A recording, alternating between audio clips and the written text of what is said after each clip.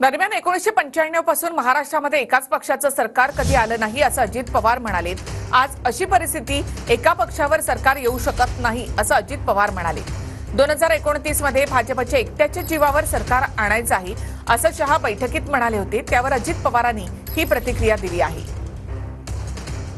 त्यामध्ये प्रत्येकाला आपला आपला पक्ष वाढवण्याचा अधिकार आहे। आम्हाला आमचा पक्ष वाढवण्याचा अधिकार आहे, भाजपला त्यांचा पक्ष वाढवण्याचा अधिकार आहे, शिवसेनेला शिंदे साहेबांना त्यांचा पक्ष, उद्धवजींना त्यांचा पक्ष, पवार साहेबांना त्यांचा पक्ष, काँग्रेसला त्यांचा पक्ष, असं सगळ्यांचे पक्ष वाढवण्याचा अधिकार आहे। आज ह्या सगळ्यांचं एक परिस्थिती आहे की एका पक्षावर सरकार येऊ शकत नाही। महाराष्ट्राची राज्याची राजकीय आणि भौगोलिक परिस्थिती फार वेगळी आहे, इतर राज्यांची वेगळी। इतर राज्यांमध्ये एका पक्षाचं सरकार येतं। 1985 नंतर जवळपास पुढच्या महिन्यात 40 वर्ष होतील या राज्यामध्ये एका पक्षाचं सरकार आलेलं नाही।